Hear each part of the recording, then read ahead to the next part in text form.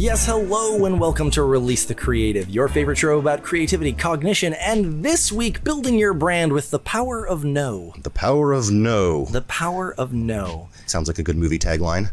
It does, rather. Well, or an alternate one to the 1970s or 67 classic Dr. No, like the power of no. Oh, this is the remake when they bring Dr. No back. Right, exactly. And that's the power of no. The power of no, this exactly. Christmas. Got it. Yeah, with Daniel Craig in 007, The Power of No.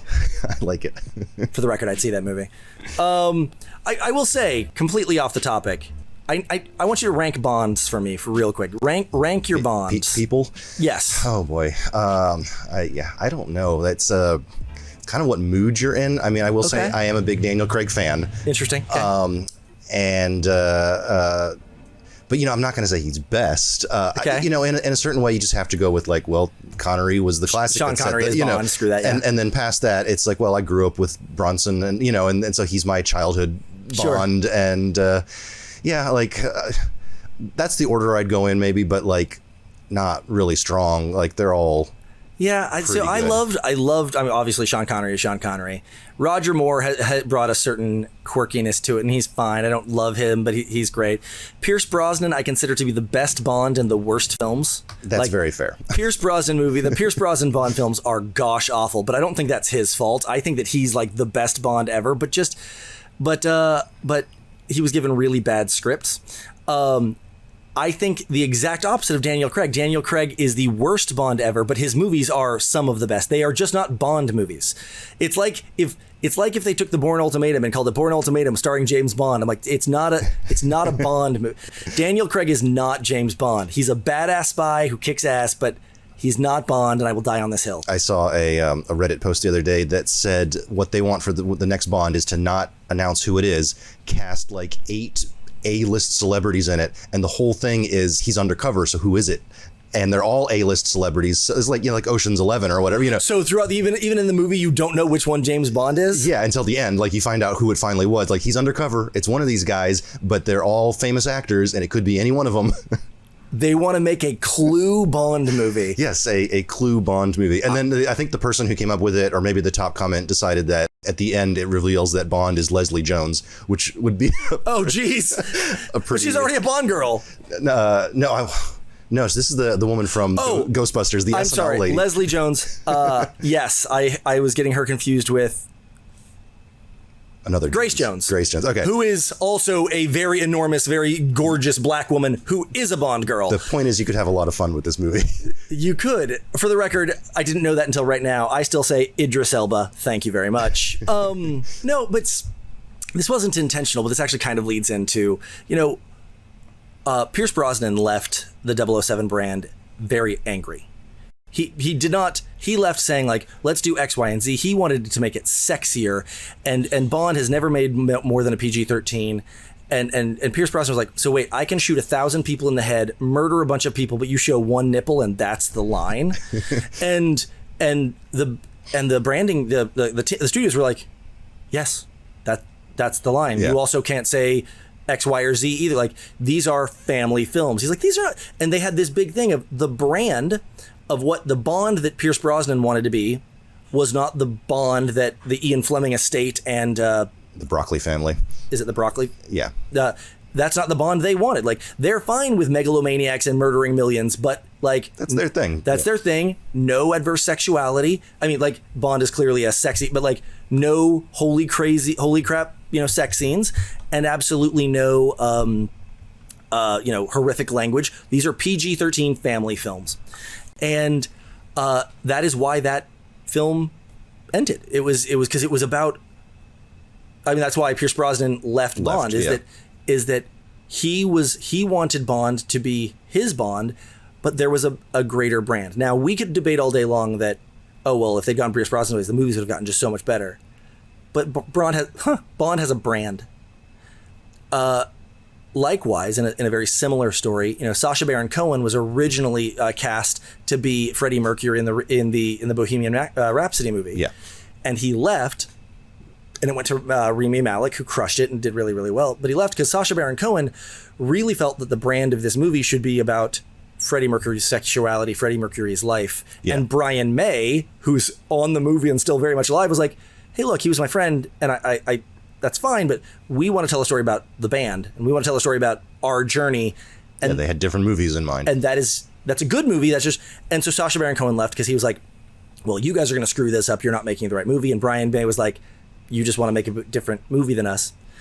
And it segues into our whole conversation today of sometimes no is the 100% right answer. It's for both parties involved there. Like Sacha Baron Cohen didn't want to be Freddie Mercury in the Queen story. He wanted to be Freddie Mercury in the Freddie Mercury died of AIDS story. Will Smith turned down The Matrix. Will Smith turned down The Matrix Because Do you remember why? Well, my understanding was a similar story of they wanted to make, they knew what they wanted The Matrix to be, and Will Smith wanted it to be a Will Smith movie, which every Will Smith movie, he's Will Smith. Right. And they wanted him to be Neo. And so he was like, well, if I can't be me, this is a waste of my time. And they're like, if you can't be Neo, we don't want you in the movie. There's one step more to that. That's 100% true. The greater thing is that it's actually not even it's just a slightly different way to phrase it. Also, they wanted it. He felt it was a little bit too ensemble. It wasn't just they were taking away his Will Smith quirkiness, which they were. They were also putting him in an ensemble where he's playing up against Lawrence Fishburne, which was Sean Connery at the time. They were putting him up against other people. So he said, like, not only can't I be my brand, but I'm going to be lost in this shuffle. He's like, no. I need to be the star of this movie, and I need to be able to be Will Smith, because Will Smith from Independence Day through Men in Black was kind of Will Smith. Was the same guy. And that's unfortunate. I will say that some of Will Smith's independent films, like 6 Degrees of Separation, where he plays a gay street hustler, are incredible because he is not Will Smith in them. Yeah. But that all having been said, he didn't want to be in an ensemble cast where he lost his identity. The Will Smith brand was too important to him, so he said no. Same thing with Sean Connery, different story. Sean Connery said no to Lord of the Rings. He also said no to Matrix because it wasn't his brand. And when you do this, you really can. All of the stories we're using now are times that, boy, did they miss out. But at the same time, did they? Or did they actually protect their brand? And were both brands better off by that not being a good mixture? Right. So there was a book written in 1970. Let's pretend I remember the year. It's called The Getting to Yes. And the entire concept of this book was about how yes is the ultimate answer. It's the ultimate answer is like yes is the goal of all business, of all negotiation, of branding. It's getting to yes. And it laid out cognitive dissonance. It laid out how you can overcome this and how everything should be yes centered. It was written in, it's been updated multiple times. It is still to this day used in business schools and PR schools in how to negotiate through the sales process, getting to yes. Yes. I hate it. I've read it. It's brilliant. It has some really cool stuff in it, but it establishes, in my opinion, a really, really, this is going to sound more aggressive than I mean, like kind of cancerous mentality that the goal of yes is the goal of getting to yes is more important of, is this the place you want to be going? Mm-hmm. Is the yes the most important thing? Christopher Voss, in his book, Never Split the Difference, Negotiating Like Your Life Depended on It, he talks about how no-centered language is actually really more important, is that giving people the opportunity, the option, and letting them say no gives you all the power. Giving them nothing but emergency exits everywhere. If you pen them in with yes-centered questions and yes-oriented language and yes-oriented everything, people end up feeling trapped, so they say yes and then sneak away. But if all you do is give people outs constantly, the people that stay, those are the people you wanted. Mm-hmm. He says it slightly better, but still. Interesting. So, just a question to you. We've been in business here at Glass River Media for what? Five-ish. Yeah. 2015, so I guess 6 years now. Mm-hmm. How have we leveraged no? Or what jobs have we not taken? What things would you say that we are yes men? I mean, I know that we've struggled with being yes men. But so yes and no. I think we get the concept, but it is really tough when you're a small business. If you're like Apple, you're like, well, what are we going to do over the next 20 years? And you sit down and plan out. We have always been a lot of this is an opportunity. We should take it. And over time, yes, we started to learn that, like, well, not every opportunity was the right fit for us. And yeah, over the 6 years, I think we've started to whittle it down to where we understand what we're doing here. Right. But yeah, it took a couple of years. Well, I mean, because like Jeff and I have known each other for 25 odd some odd years, and we've worked in a lot of different capacities. And, you know, we had just leveraged ourselves personally and professionally to the hilt to open this place. And when someone comes in and is like, I'll give you 50 cents if you dance on this table, you're like, done. Like, it's really sometimes hard when you're a small business to accept criticism. You're like, oh, I'm going to be completely destroyed by this criticism. I have to be all things to all people. And one of the things that I learned that really, I kind of already inherently knew it, but the way the phrase that I loved is like, if you try to be all things to all people, you're going to be nothing to nobody. Yeah. You have to let there be people who hate you. We understood that from day one, but it is tough to put into practice. Yeah, you were like my the rent on this place, $2,000 is due in 2 weeks, and this person's going to offer me $1,500 to make a video I don't want to make. Money spends the same, and you know, we've definitely done both, where we've taken jobs that we certainly shouldn't have, and we've also probably turned down jobs that we probably shouldn't have. So there's definitely a balance to it, but I really do think that the power of of understanding what your brand is and building a positive brand through rejecting things that don't fit is solid. Yeah, what's the saying when the sculptor, people who chisel marble? Michelangelo is the quote you're looking for. Yeah, there's the elephant in the block of marble, and you just have to find it. Yeah, he's like, you know, I just find it in there.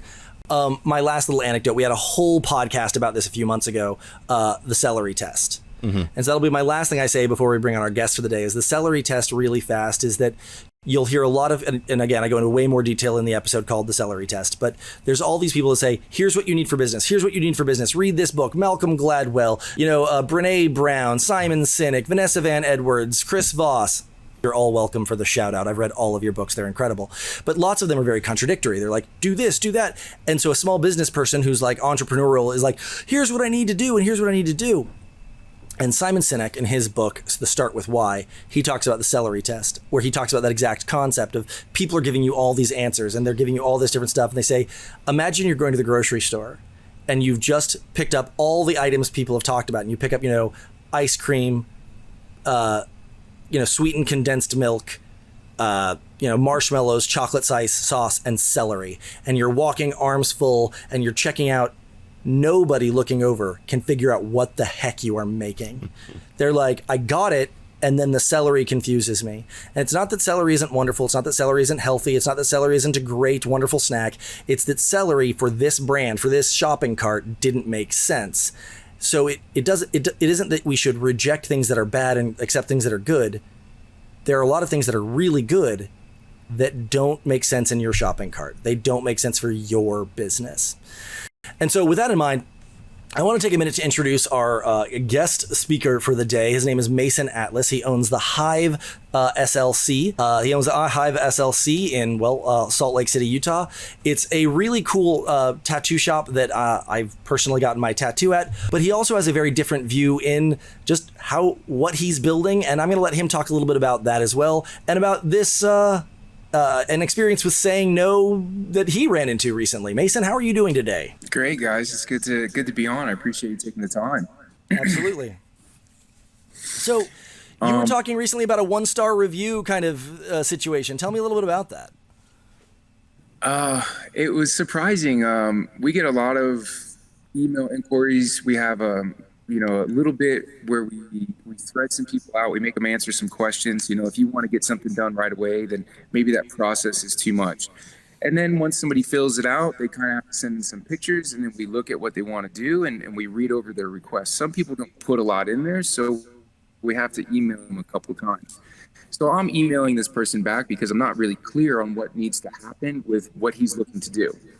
And through the emails, I find out that he wants to do a fix-up of a very large tattoo that isn't done great, but isn't done bad, and there's some problems with it. So I ask him, do you want to cover it up? Am I fixing it up?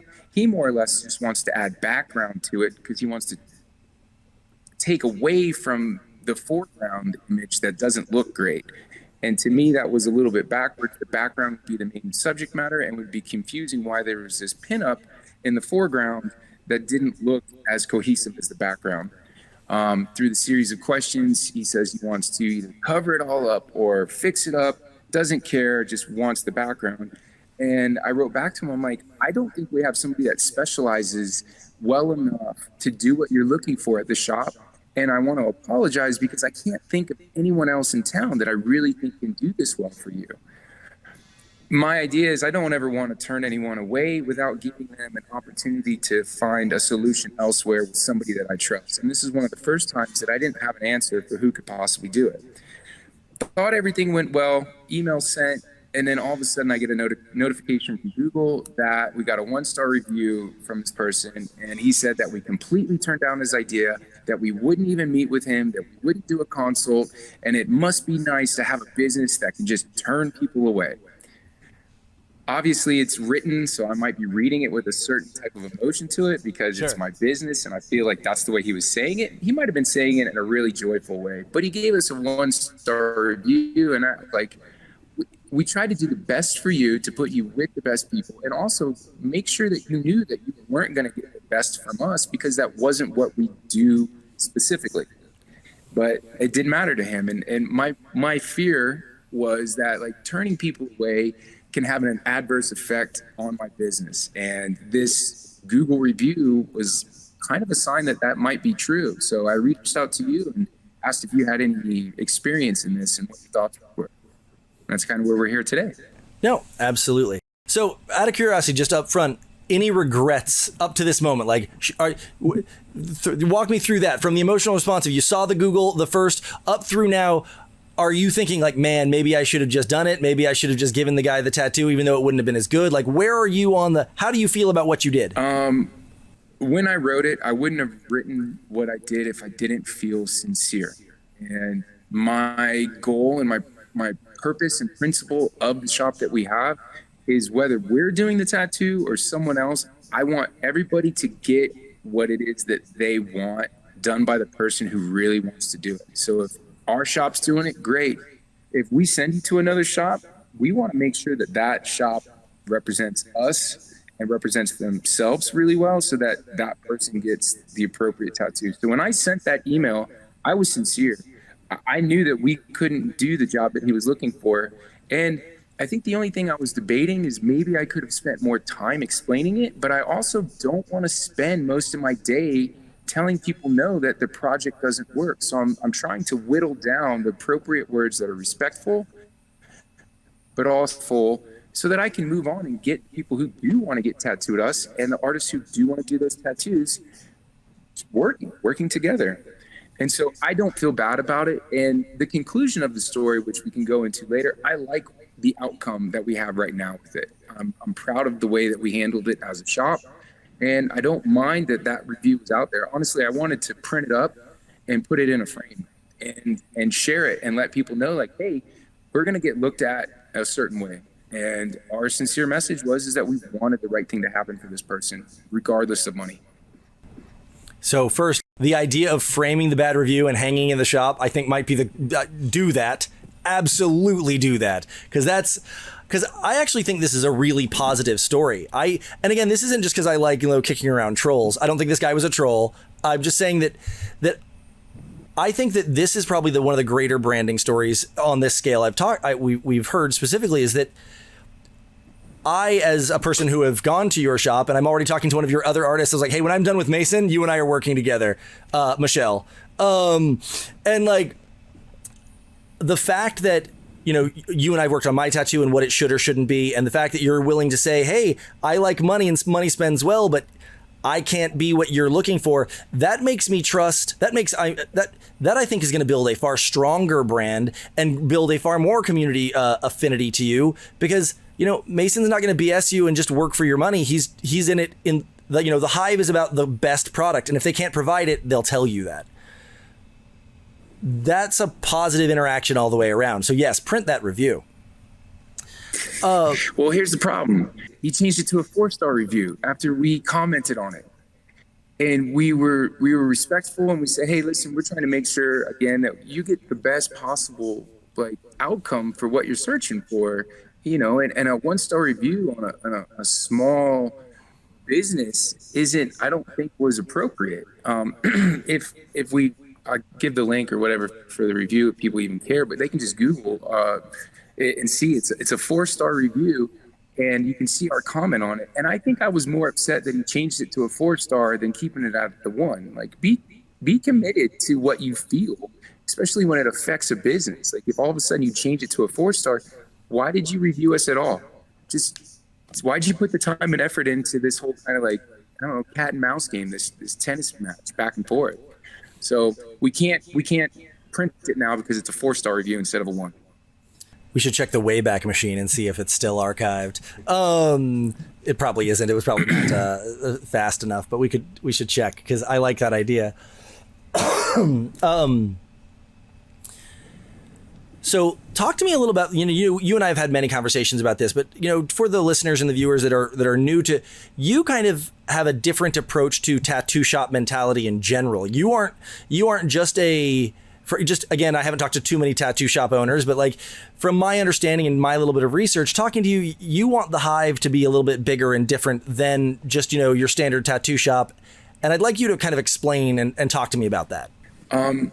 I feel in my 20 years of tattooing that I've worked at close to a dozen different shops, guest artists. I would travel through Europe, Australia, the United States. And I worked at all these really talented shops that had talented people in it, but I never really saw like this union feature of taking these super creative people under one roof and making them into a creative group where there's maybe like an art director that helped them pursue what they wanted to do artistically, that there was somebody helping with the way they were involved in the community so that they could give back and really show the other local artists that there's an opportunity to follow your dreams. And so I didn't see that. I wondered if it could exist, and I kept searching for things like this, and it never happened. And so when I opened up my own shop, first thing I wanted to do was to get involved more in the arts and start bridging the gap where people just looked at tattooing as this like piratey thing where it's for the lowbrow, and start showing them that there was real talent involved, and getting people to recognize it and look at it like that. And so I set out on a mission to help tutor young artists. The artists that we have here, we do a lot of community development where we meet every Tuesday and we go over new ideas, some that people are stumped on, some that they really love and they're missing the tiniest little bit that could like bring it all together. So we take a more inclusive approach, a more community approach to it all, and it's been growing quite a bit. I think it's going to go past what I originally thought, and we're looking to get some grants to help open up more art classes in our shop that I can provide for my employees as well as local artists in the community, and hopefully they don't have to pay for it, but we'll see. No, it's fantastic. It's such an interesting way to take something, speaking as someone who owns a creative business, creativity and entrepreneurship have always had kind of an odd relationship of, what do you charge for your time, and and you found a really interesting kind of avenue to building a community around it, and not just for the leverage of making money, but just to leverage the community of artists trying to be entrepreneurs. And I think there's a lot of really cool value and creative mindset in that. I had something that I wanted to ask, and it has completely left my head. Jeff, anything to kind of add, or that you've heard? Anything to comment? No, it's interesting that as small business owners, these kinds of replies take up so much more mental energy. If you had 1,000 reviews a day and one was bad, but if you have one per day, it doesn't matter. You had 4 other good ones this week. You really spend a lot of time thinking, and I do it too. And you don't want to. It's like, yeah. I have better things to be doing with my time, but you can't help it.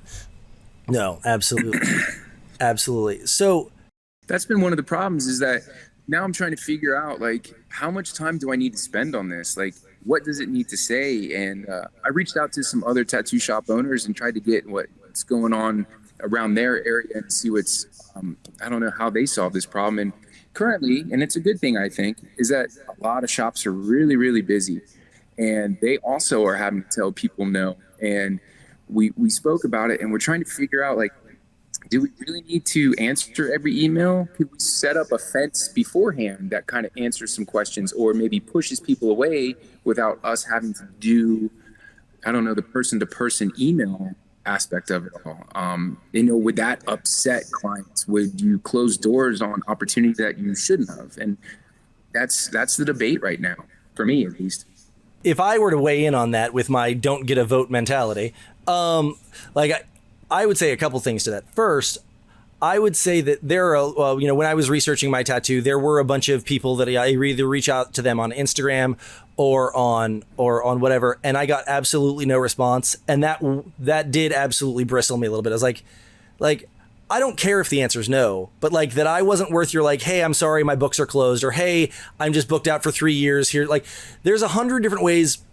Even totally off subject, even when I was looking for blurbs for my book and I was looking for people to endorse it, I got a handful of yes that were amazing.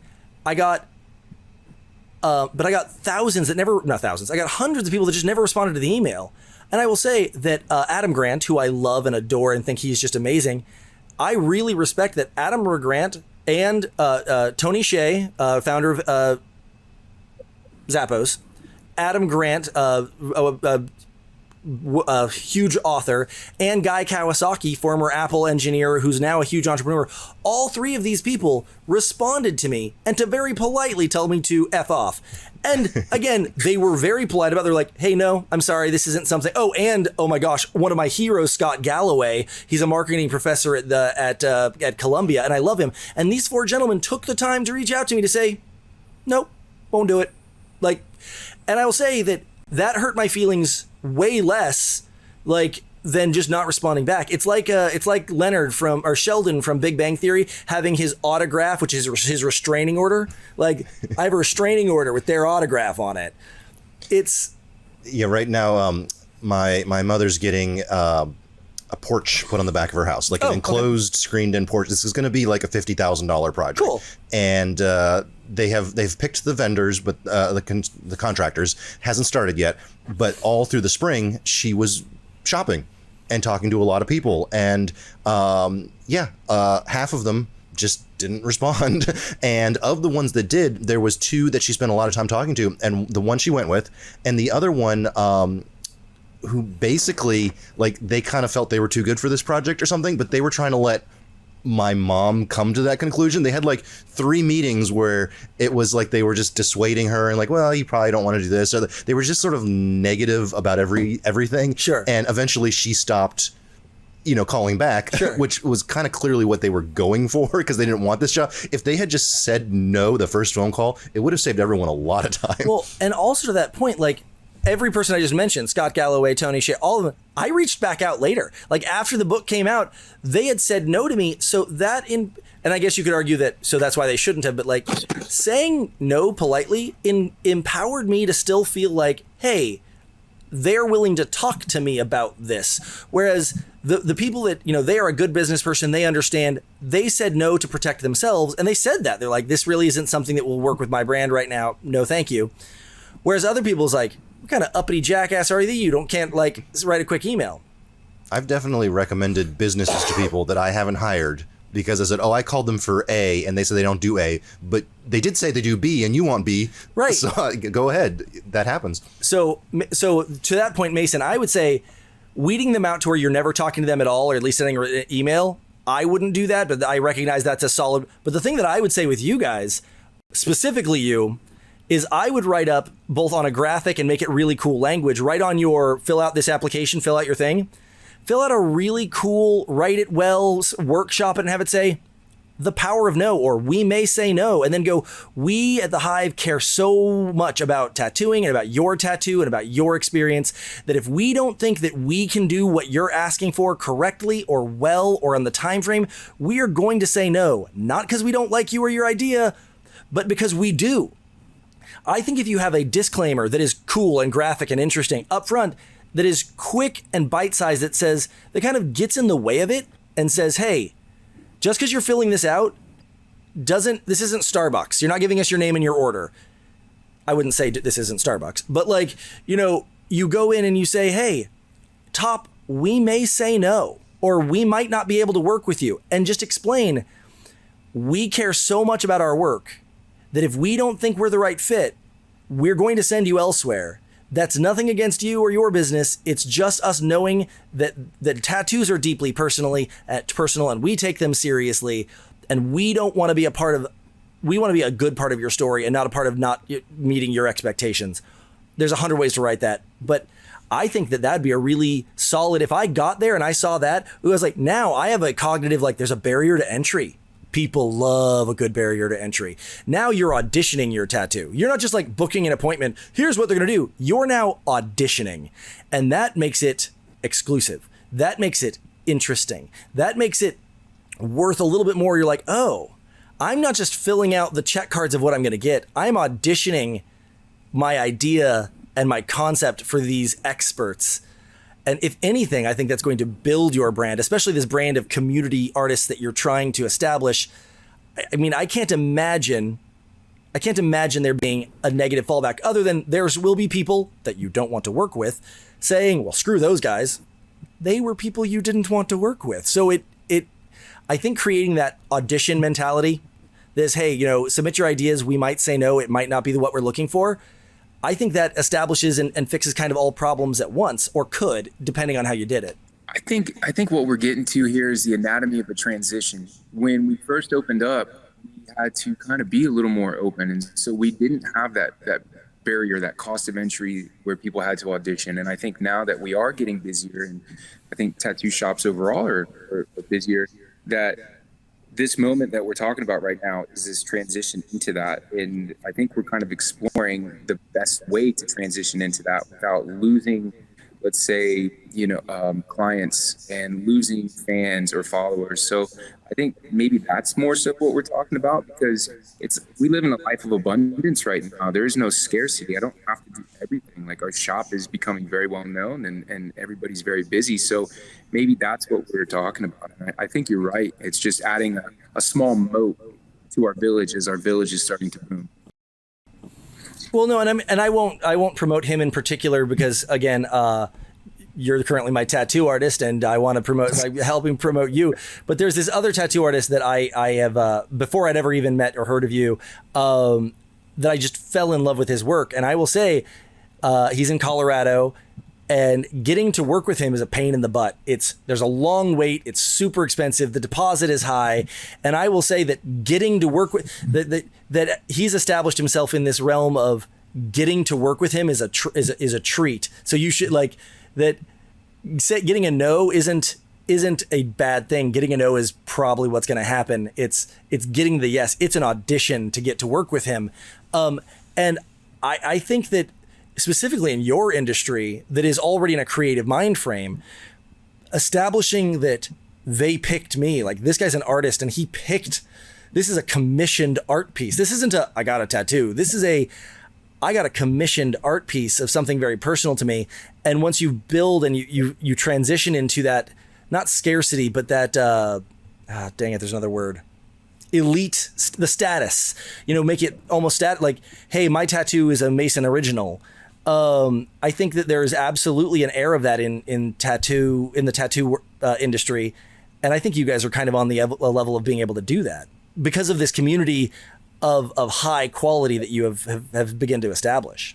It's a double-edged sword, because we're trying to build an inclusive community, but then we're kind of leaving people out sometimes. And I don't want it to seem like we're talking out of the side of our mouth while we're saying we present this community aspect and we want to help everybody, and then all of a sudden we're telling no. Because I think from a position that I'm in, it could be even worse. Like, people go, oh man, you're two-faced about this. And so that's kind of why I've been going over it myself.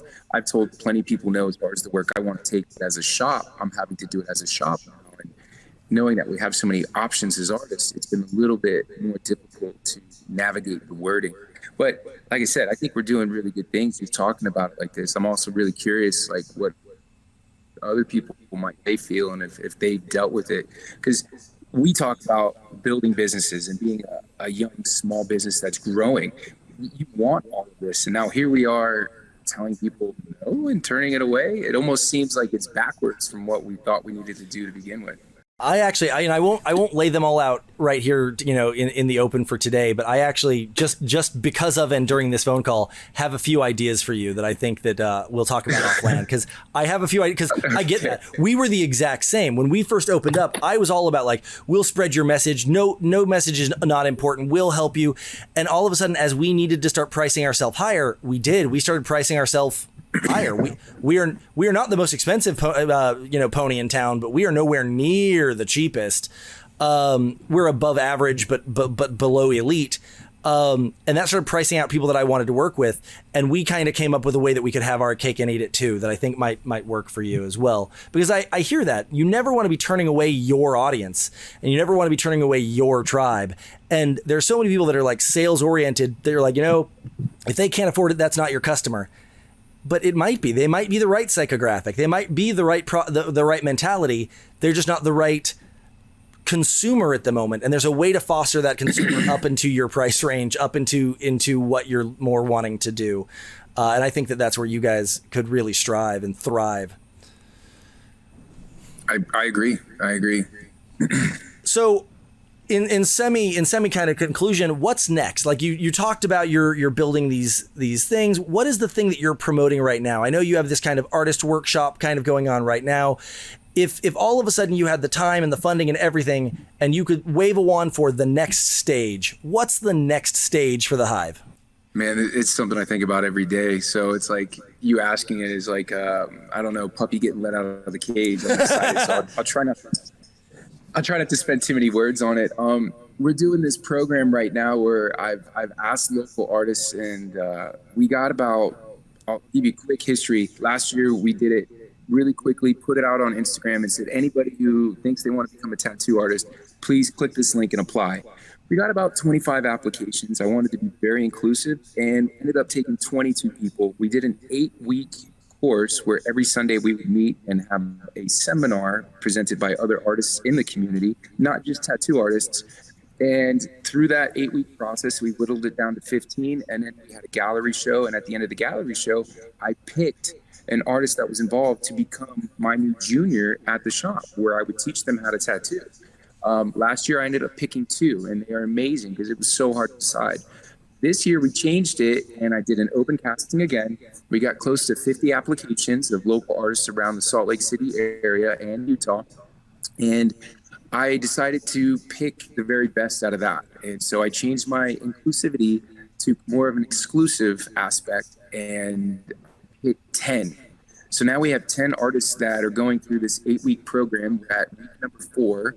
And I'm bringing in pillars in the tattoo community. I'm bringing in financial advisors to help understand how to set up their LLC for small businesses, how to go over taxes. I've got other people that are marketing geniuses that are coming in, and creatives that can really help kind of put this gray area more into context for them on how to become a business as well as be creative. And at the end of it, we're going to have a gallery show, and I'll also pick one more.